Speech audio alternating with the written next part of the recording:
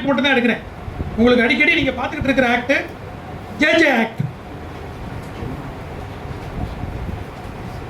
Juvenile justice care and protection act. இது பழைய act 1967 நினைக்கிறேன், 1967. அதுக்கப்புறம் 2000, அப்புறம் 2015, அப்படியே மாறி மாறி இதில் வந்து நிறைய மாற்றங்கள் ஏற்பட்டு கொண்டே இருக்கிறது. அந்த மாற்றத்தின் அடிப்படையில் ரெண்டு விஷயத்தை பற்றி இங்கே பேசுகிறாங்க. Child in need of care and protection, அதாவது பாதுகாப்பு தேவைப்படும் குழந்தைகள்னு ஒரு ரகம். இன்னொரு ரகம் யாருன்னு பார்த்தா சைல்டு டெலிக்வெண்ட் சைல்டு, குற்றச்சிறார்கள் அப்படின்னு சொல்லக்கூடாதுன்ட்டாங்க.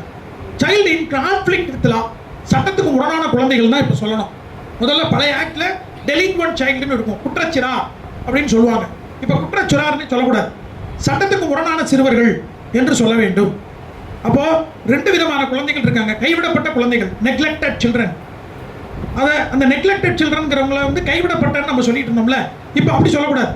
Child in need of care and protection, பாதுகாப்பு தேவைப்படும் குழந்தைகள் அப்படி தான் சொல்லணும். அதே மாதிரி சட்டத்துக்கு முரணான குழந்தைகள் என்று சொல்லணும்.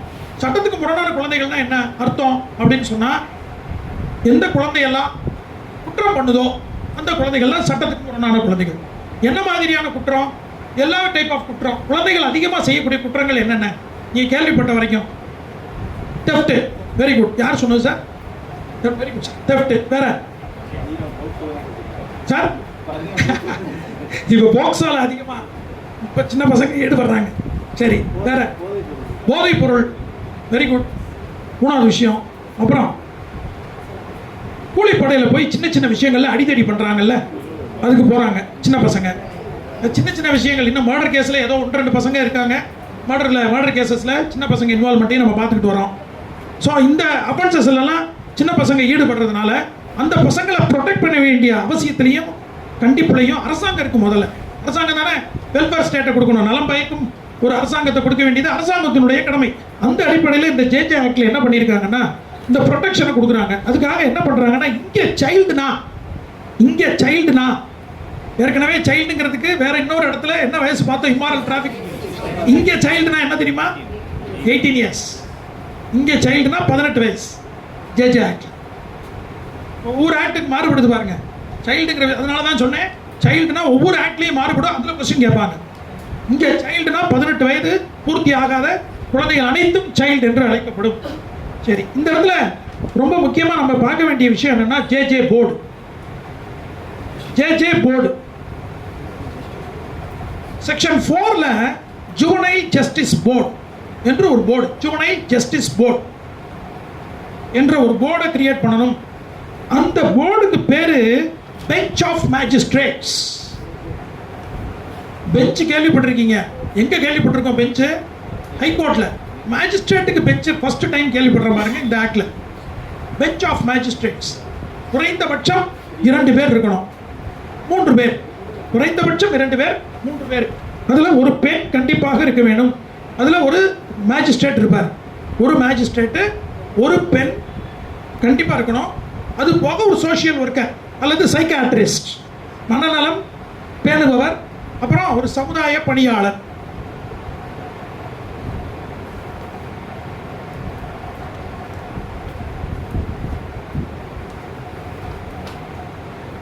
இங்க அஃபென்சஸ் 2 டைப்பா பிரிக்கிறாங்க. பெட்டி அஃபென்சஸ், ஹீனஸ் அஃபென்சஸ், HEINOUS, கொடூர குற்றங்கள், சிறு குற்றங்கள் அப்படின்னு 2ஆ பிரிக்கிறாங்க. பெட்டி அஃபென்சஸ் அப்படிங்கிறது 3 இயர்ஸ்க்கு கீழே இருக்கிற, அப் டு 3 இயர்ஸ், 3 இயர்ஸ்க்கு கீழே இருந்தா. ஹீனஸ் அஃபென்சஸ் அப்படின்னு சொன்னா அதுக்கு மேல இருக்கிற குற்றங்கள் அனைத்தும் ஹீனஸ் அஃபென்சஸ்னு 2ஆ பிரிக்கிறாங்க. 2ஆ பிரிச்சுட்டு என்ன செஞ்சுட்டாங்கன்னா, சின்ன அஃபென்சஸ்லாம் ஜேஜே போர்ட்லையும், பெரிய அஃபென்சஸ் பண்ணா அதை சில்ட்ரன் கோர்ட்லையும் வச்சு விசாரிக்கணும்னு பிரிச்சுட்டாங்க. சில்ட்ரன் கோர்ட்னா இப்போ இருக்கிற போக்சோ கோர்ட்டு தான் நம்ம சில்ட்ரன் கோர்ட். சில இடங்களில் போக்சோ கோர்ட் இல்லாமல் இருக்கும். அந்த கோர்ட்டுக்கு மகிழா கோர்ட் இருக்கு இல்லையா, அதான் சில்ட்ரன் கோர்ட்டாக டெசிக்னேட் பண்ணிட்டாங்க. ஸோ அதனால் மகிழா கோர்ட்டும் செஷன்ஸ் நீதிமன்ற பவரில் இருக்கணும். அதனால் பெரிய கேசஸை விசாரிக்கிறதுக்காக இந்த ஆக்ட்லேயே சொல்லிட்டாங்க. இந்த சேஞ்ச் வந்ததுனால தான் சின்ன பசங்க குற்றம் செஞ்சு போக்சோ ஆக்டில் கேஸாக இருந்தால் அங்கேயே போயிடுறாங்க. நீங்கள் சார் சொன்னாங்கல்ல, அதாவது போக்சோ ஆக்டில் பசங்களை ஈடுபடுறாங்க, சின்ன குழந்தைய ரேப் பண்ணதில்லை. அப்போ அந்த குழந்தை குற்றம் பண்ணாதானே கருதப்படணும். அந்த குழந்தைக்கு வந்து நீங்கள் ட்ரீட்மெண்ட் எங்கே கேஸ் நடத்தணும் அப்படின்னா சில்ட்ரன் கோர்ட்டில் வச்சு கேஸ் நடத்தணும். இதில் குறிப்பாக சைல்டு அரெஸ்ட் பண்ணுற மெத்தட் செக்ஷன் 10ல் சொல்லியிருக்கு. அப்ரஹென்ஷன் செக்ஷன் 10ல் சைல்டு குற்றம் பண்ண குழந்தைய எப்படி சிறைபிடிக்கிறது செக்ஷன் 10ல் சொல்லியிருக்கு. Apprehension of a child in conflict with law, சட்டத்துக்கு முரணான குழந்தையை எப்படி சிறைபிடிப்பது. நார்மலாக இந்த குழந்தைய ஸ்பெஷல் ஜுவனைல் போலீஸ் யூனிட் தான் அரெஸ்ட் பண்ணணும். ஸ்பெஷல் ஜுவனைல் போலீஸ் யூனிட் அல்லது நார்மல் போலீஸ் அரெஸ்ட் பண்ணி சைல்டு வெல்ஃபேர் போலீஸ் ஆபீசர் ஒருத்தர் இருக்கார். சைல்டு வெல்ஃபேர் போலீஸ் ஆபீசர் அவரிடம் ஒப்படைக்க வேண்டும். அவர் 24 மணி நேரத்திற்குள் ஜே போர்டில் கொண்டு வந்து ஒப்படைச்சோம் குழந்தைய.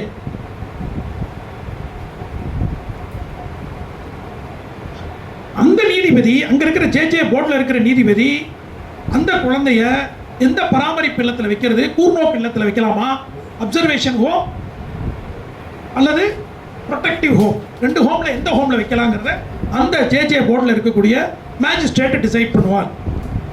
அவங்களுக்கு வெயில் கொடுக்கலாமா வேண்டாமா அப்படிங்கிறத செக்ஷன் 12ல் சின்ன அஃபென்சஸாக இருந்தால் அவரே கொடுத்துருவார்.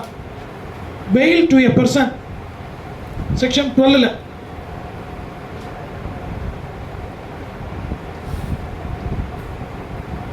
ஒருவேளை அந்த குழந்தை கண்காணிக்கப்பட வேண்டும் என்றால் செக்ஷன் 13ல் கண்காணிப்பு அதிகாரியிடம் கோரிக்கை வைக்கப்படும். Probation officer, information to probation officer section 13ல் கண்காணிப்பு அதிகாரியை வச்சு கண்காணிக்க வேண்டும். அந்த கண்காணிப்பு அறிக்கையை பொறுத்துத்தான் அவரை ஜெயிலில் வைப்பதா வீட்டிற்கு விடுவதாமா என்பதை நீதிபதியும் தீர்மானிப்பார் சில சூழ்நிலைகளில். அதனால அதுக்காக செக்ஷன் 15ல் preliminary assessment, முதல் நிலை பரிசோதனை. யார? குழந்தைய. அந்த குழந்தைய குற்றம் செஞ்ச குற்றச்சிறு குழந்தைய preliminary assessment மேஜிஸ்ட்ரேட்டே பண்ணணும்.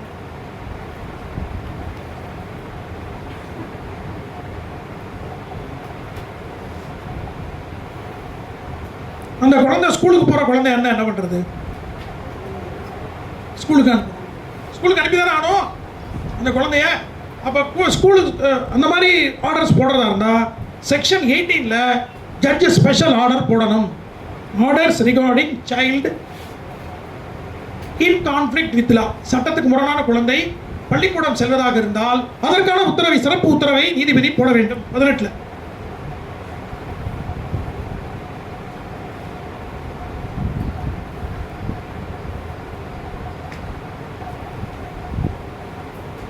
இதுக்காக சைல்டு வெல்ஃபேர் கமிட்டின்னு ஒன்று ஆரம்பிக்கிறோம். 27ல் சைல்டு வெல்ஃபேர் கமிட்டி,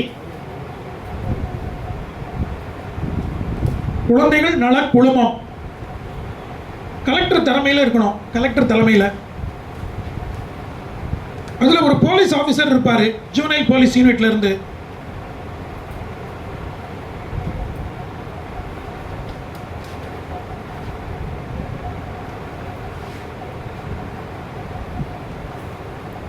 அடுத்த முக்கியமான செக்ஷனை நான் பார்க்கறது எங்கன்னா குழந்தைகளுக்கு எதிரான offences.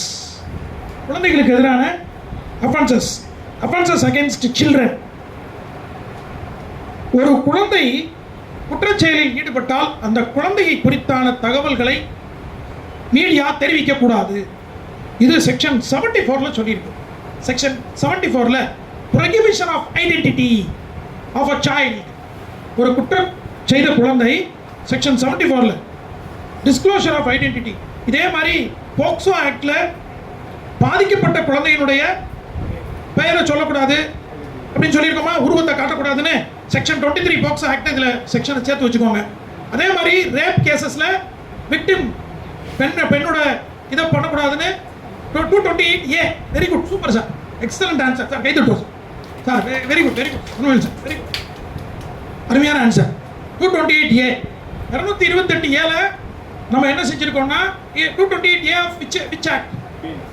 BNS. Very good, BNS I mean IPC. So ஐபிசியில் சொல்லியிருக்கு.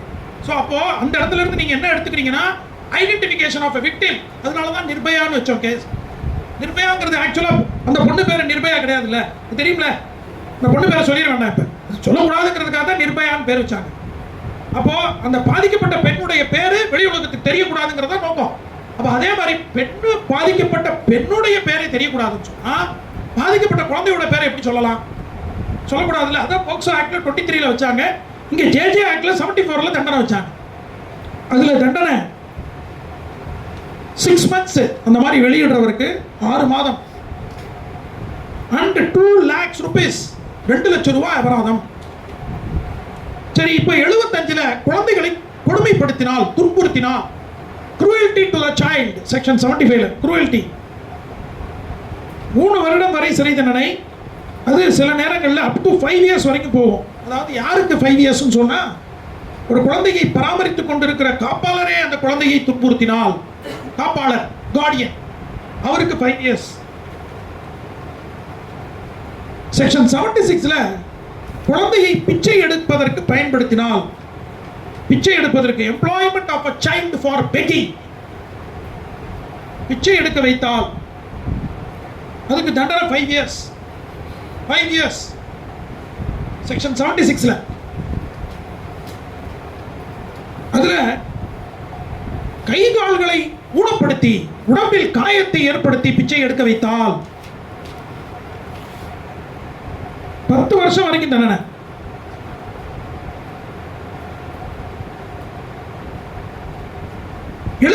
ல குழந்தைக்கு போதை வஸ்துக்களையோ போதை பொருள்களையோ கொடுத்தாலோ கொடுத்தாலோ விற்பனை செய்தாலோ இதுல அடிக்கடி கேஸ் போடுவாங்க. இப்ப புதுசா 77 போட்டுட்டு இருப்பாங்க, பார்த்துருப்பீங்க. பள்ளிக்கூடத்திற்கு அருகில், பள்ளிக்கூடத்துக்கு கோட்பா ஆக்ட் சேர்த்து போடுவாங்க. கரெக்ட், எஸ், கோட்பா ஆக்ட் சேர்த்தே போடுறாங்க. என்ன சிகரெட்ஸ் அண்ட் அதர் டொபேக்கோஸ் ஆக்ட்னு அந்த ஆக்டை சேர்த்து 77 சேர்த்து போடுறாங்க. ஜேஜே ஆக்ட், இதான் ஜேஜே ஆக்ட் 77ல. கிலோ 1 கிலோ கீழ கஞ்சா போடுறது இப்ப 77. அதுல போடுறாங்க. கிலோ 1 kg நம்ம டீல போடுறாங்க. 77 போட்டுனே சசன். சூப்பர். போலீஸ் எவ்வளவு தெளிவா இருக்காங்க பாருங்க. வெளியில விட்டுற கூடாது அப்படிங்கிறதுல முழு முயற்சியில் இருக்காங்க. இல்ல, நல்ல ஐடியா. என்னன்னா, ஒரு பக்கம் நீங்க சோஷியல் ரெஃபர்மேஷன் லாவா இதை பார்க்கணும், சமுதாய சீர்திருத்த சட்டம்னு தான் இதை பார்க்கணும். There are certain social reformations act like Dowry Prohibition Act, Domestic Violence Act, அப்புறம் Child Labor Abolition Act, அப்புறம் Child Marriage Restraint Act, POCSO act, JJ act, இதெல்லாம் சோஷியல் ரெஃபர்மேஷன் ஆக்ட். அப்போ சமுதாயத்தை சீர்திருத்தம் வந்த சட்டமாக தான் இதை பார்க்கணும். அப்படி பார்க்குறப்ப கோட்பா ஆக்ட் எல்லாம் கண்டிப்பாக யாருமே சிகரெட் குடிக்கக்கூடாது அப்படின்ற அந்த ஒரு முக்கியமான விஷயத்தை மெசேஜ் கொண்டு போய் கொடுக்குது. 100 மீட்டர், 100 கிலோமீட்டர்ல 100 மீட்டர், சாரி 100 மீட்டர் ஸ்கூலுக்கு பக்கத்தில், வழிபாட்டு தலங்களுக்கு பக்கத்தில் 100 மீட்டரில் வந்து கண்டிப்பாக இருந்து எந்த விதமான போதை சம்பந்தமான வஸ்துக்கள் விற்பனை செய்யக்கூடாது. குறிப்பாக குழந்தைங்களுக்கு கொடுத்தா உட்கொள்ள கொடுக்கும்போது 7 years and also liable to fine 7 years. ஆமாம் சார், மேஜிஸ்ட்ரேட் கோர்ட் அஃபென்ஸ் தான். செஷன்ஸ் சார் இது. ஓ சாரி சார், செஷன்ஸ் அப்பன் வெயிலுக்கு தானே செஷன்ஸ் போவோம் இல்லையா? Oh super super, very good sir, super, thank you. So அந்த அஃபென்ஸை பண்ணுறவன் மைனராக இருந்தால் மேஜிஸ்ட்ரேட் கோர்ட்டுக்கு வந்துடுது, அவன் மேஜராக இருந்தானா செஷன்ஸ் கோர்ட்டுக்கு வந்துடுது. சார் பெயிலுக்கு மட்டுமா, நான் ட்ரையலுக்கு சேர்த்து கேட்குறேன். பெயிலுக்கு நம்ம செஷன்ஸ் கோர்ட்டுக்கு போகிறோம், ட்ரையலுக்கு சேர்ந்தா. தேங்க்யூ. செக்ஷன் 83, சார் 82 முதல்ல கார்பரல் பனிஷ்மெண்ட். கார்பரல்னா சின்ன சின்ன தண்டனை. இந்த வாத்து மாதிரி குதிச்சு போ, பெஞ்சு மேலே ஏறி நில்லு அப்படின்னு தண்டனை கொடுக்குறாங்கல்ல ஸ்கூல்ல, அவங்களுக்கு தண்டனை. சின்ன குழந்தைக்கு எப்படிலாம் தண்டனை கொடுக்கக்கூடாது, அடிக்கலாம் கூடாது. அடிச்சாலே இந்த செக்ஷன் போடலாம், அடிச்சா போடலாம். இந்த கையில என்னையெல்லாம் சார், இந்த வலிக்கு சார், இந்த இடம் சின்ன, நமக்கு வந்து இந்த இடம் வந்து ரொம்ப சாஃப்டா இருக்குல்ல, இந்த இடத்துல எங்களுக்கு ஒரு வாத்தியார் இருந்தார். அவர் என்ன பண்ணுவாருன்னா, அந்த பேனா இருக்குல்ல, இந்த பேனா வந்து 2 விரலுக்குள்ள வச்சு திருடுவோம். சாக் பீஸ் எல்லாம் வச்சு திருடிருப்பாங்க. எல்லாருக்கும் ஒரு விதமா அடிபட்டிருப்போம் கண்டிப்பா. ஆனா இன்னைக்கு அடிக்க முடியுமா? யோசிச்சு பாருங்க. இப்ப அடிச்சா அந்த கேஸ்ல ஜெயிலுக்கு போயிடுவாங்க. அதனால யாரையும் கண்டுக்கிறதே இல்லை. டீச்சர்ஸ் வந்து யாரையும் அடிக்கிறதுக்குலாம் இப்ப தயாரா இல்லை.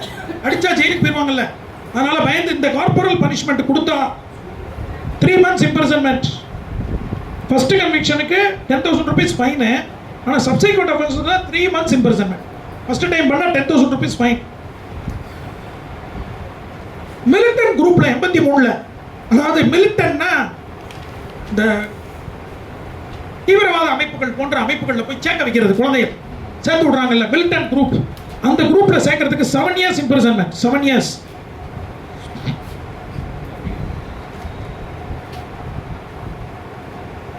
அப்புறம் 85 offences committed on disabled children, உடல் நலம் அல்லது மனநலம் பாதிக்கப்பட்ட குழந்தையை துன்புறுத்துதல். அந்த குழந்தைகளுக்கு எதிரான எந்த மேல சொன்ன எல்லா குற்றத்திலையும் அந்த குழந்தை வந்து மனநலம் அல்லது உடல் நலம் பாதிக்கப்பட்ட குழந்தையா இருந்தா என்ன பனிஷ்மெண்ட், அதில் அப்படியே பனிஷ்மெண்ட், டபுள் பனிஷ்மெண்ட். மேல சொன்னோம் இல்லையா, இதில் எல்லாத்துலேயும் அந்த குழந்தை வந்து எந்த செக்ஷன்ல இருந்தாலும் அந்த குழந்தை மனநலமோ உடல் நலமோ பாதிக்கப்பட்ட குழந்தைக்கு இந்த அஃபென்ஸ் பண்ணா என்னென்ன தண்டனையோ அந்த தண்டனையில அப்படியே ட்வைஸ், டபுள் த அமௌண்ட்.